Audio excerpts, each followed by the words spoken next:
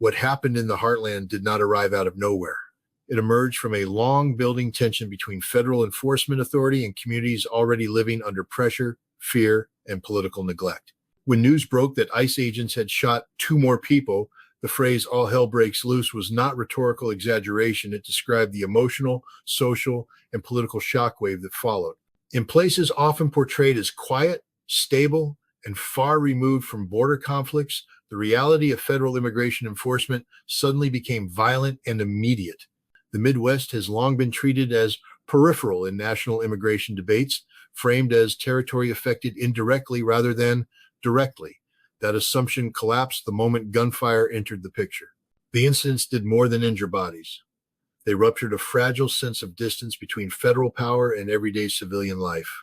Streets that once symbolized routine became sites of confrontation, and ordinary law enforcement narratives were replaced by images of tactical gear, armed agents, and unanswered questions. What escalated the situation was not only the shootings themselves, but the speed at which information fractured.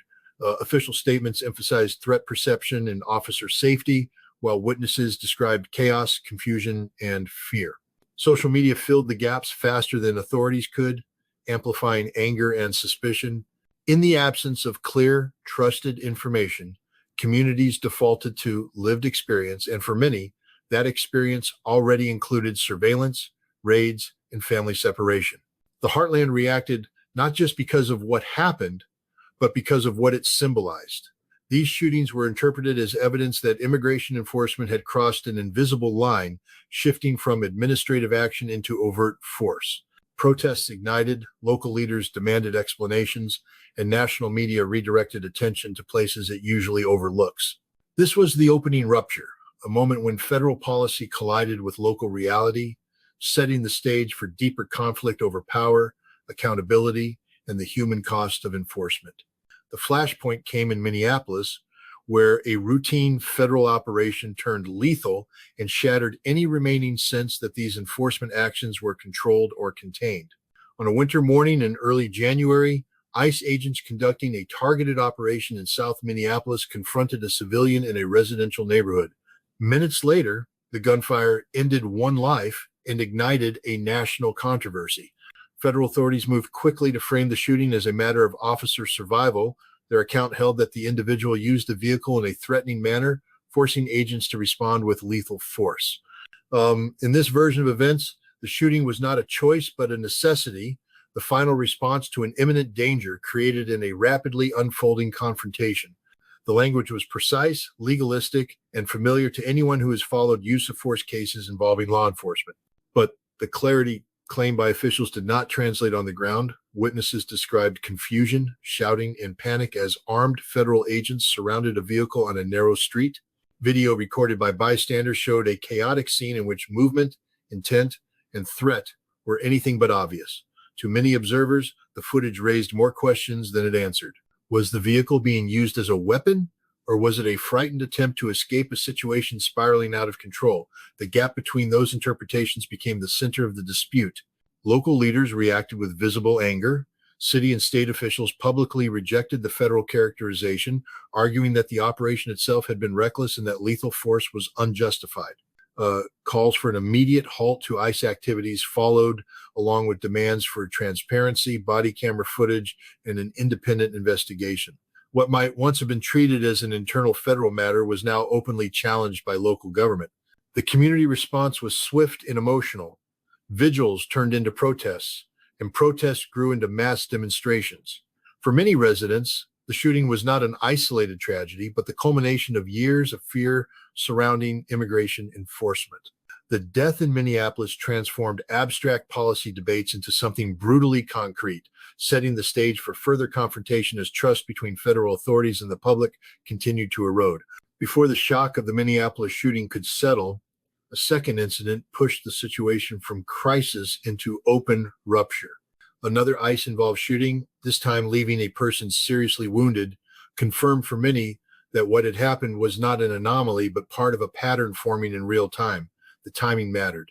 Coming so soon after a fatal encounter, the second shooting stripped federal assurances of credibility and intensified the sense that enforcement operations were spiraling beyond control. according to federal accounts. The confrontation unfolded during an enforcement action when agents encountered resistance and perceived a threat that justified the use of force.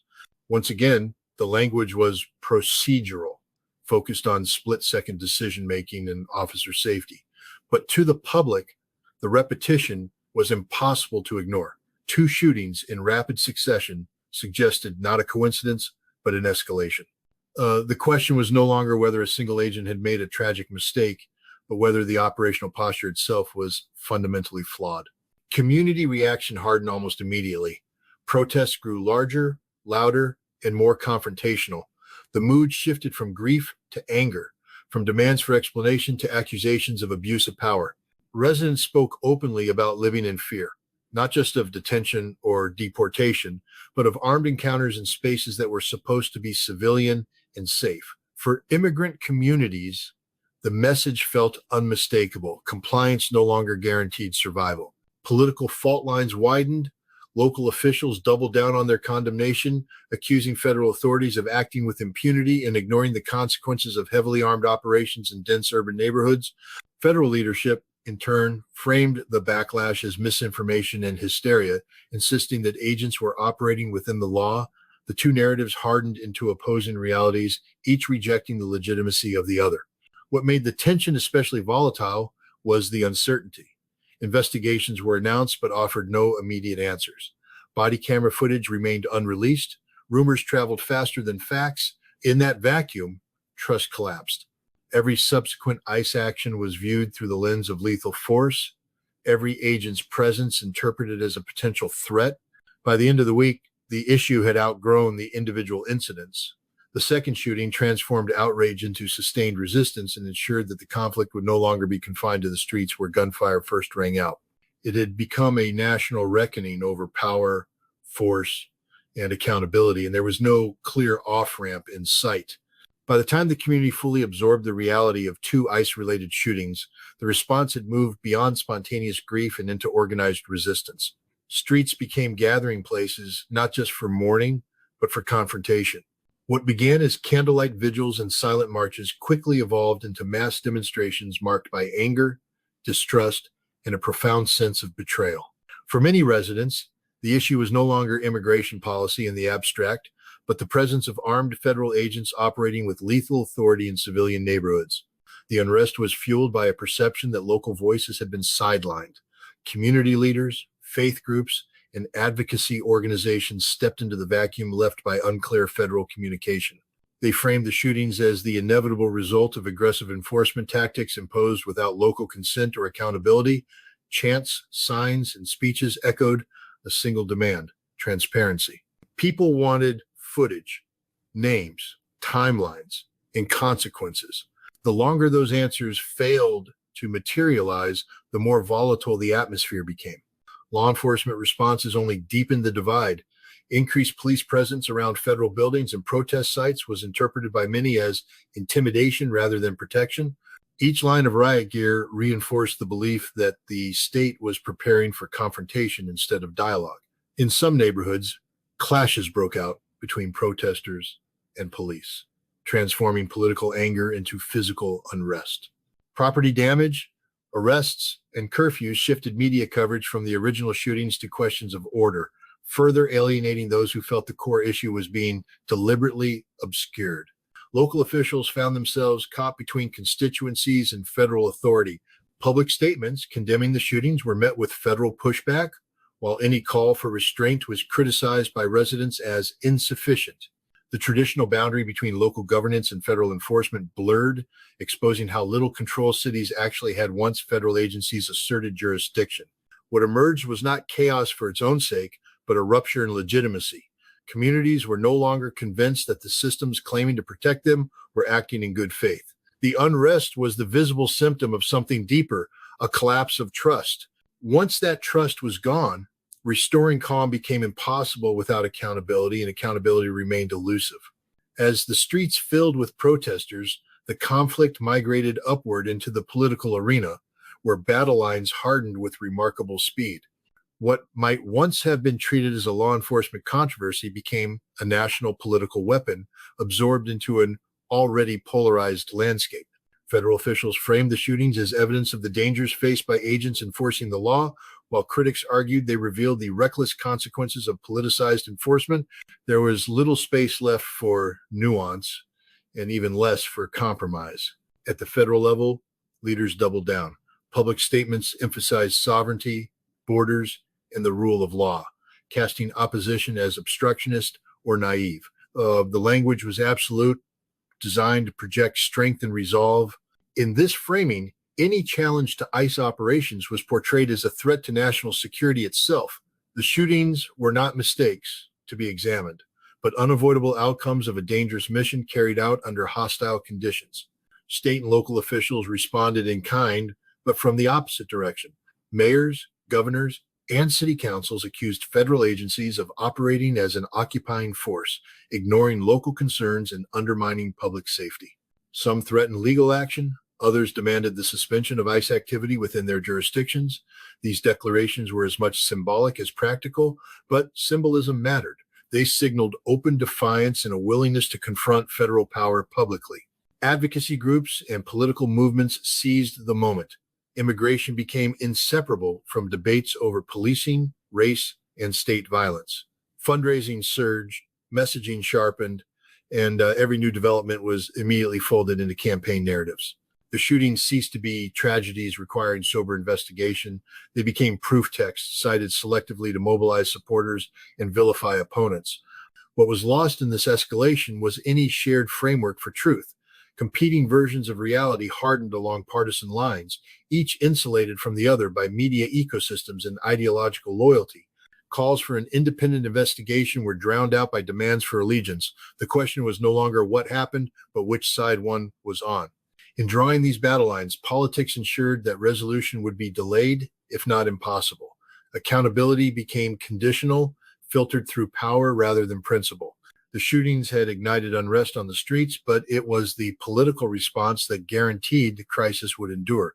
As the political noise intensified, a more fundamental issue struggled to break through: the question of how, when, and why lethal force was used at all. Beneath the slogans and press conferences lay unresolved concerns about accountability, standards, and the erosion of restraint. The repeated justification of gunfire as a split-second necessity raised alarms not only among activists, but among legal scholars and former law enforcement professionals who understood how quickly exceptional force can become normalized. At the center of the debate was the doctrine of perceived threat.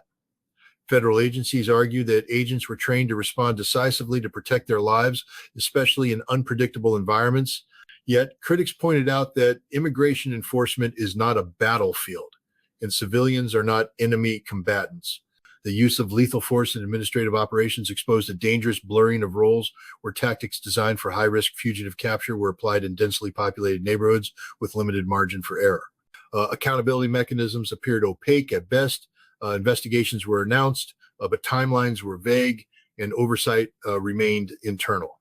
Body camera footage was withheld pending review, reinforcing suspicions that transparency was being delayed rather than ensured. For communities already distrustful of federal power, these processes felt less like justice and more like insulation. The absence of immediate independent scrutiny fed the belief that agents operated above the law they enforced. Legal standards further complicated the issue. Federal officers are judged under frameworks that grant wide discretion in the use of force, particularly when threats are claimed. Proving misconduct requires overcoming high evidentiary thresholds, often relying on the testimony of the very agents involved. This reality deepened public frustration, as many concluded that accountability was structurally unattainable, regardless of evidence or public outcry. What emerged was not just a dispute over individual actions, but a reckoning with a system that prioritizes authority over restraint. Without credible accountability, force becomes self-justifying. And when lethal power is exercised without clear consequence, trust collapses entirely. The unanswered questions surrounding these shootings did more than inflame anger. They exposed a framework ill-equipped to police itself. By the time the immediate unrest began to subside, the implications of the shootings had spread far beyond the cities where they occurred. What unfolded was no longer a localized crisis, but a national inflection point, forcing a reckoning with how immigration enforcement is conceived, deployed, and justified. The incidents exposed fractures not only between communities and federal agencies, but within the broader idea of public safety itself. At the national level, trust suffered a measurable blow. For supporters of aggressive enforcement, the shootings were framed as proof that agents operate under constant threat, reinforcing calls for greater authority and protection. For critics, the same events demonstrated that enforcement had drifted into a militarized posture incompatible with civilian life. These opposing conclusions pointed to a deeper problem: the absence of a shared definition of security. When safety for the state comes at the perceived expense of safety for the public, legitimacy erodes. The future of enforcement now sits at a crossroads. One path leads toward further escalation, more armor, broader discretion, and an acceptance of lethal force as an inherent risk of immigration policy. The other demands recalibration, clearer limits on use of force, stronger independent oversight, and a recognition that enforcement cannot succeed where fear dominates daily life. Choosing between these paths is not merely a policy decision, but a moral and institutional one. The shootings also signaled a warning to federal agencies themselves. Operating without local trust increases operational risk, not reduces it. Communities that see agents as threats rather than protectors are less likely to cooperate, more likely to resist, and more vulnerable to rumor and panic. In that environment, every encounter becomes more dangerous, creating a feedback loop of escalation. What remains unresolved is whether these lessons will be absorbed or ignored. History suggests institutions under pressure often double down rather than reflect. But the events that triggered national outrage have made one reality unavoidable: enforcement strategies built on force alone cannot sustain legitimacy. The future will be shaped not by how much power the state can exert, but by whether it can restrain itself before that power breaks the trust it depends on.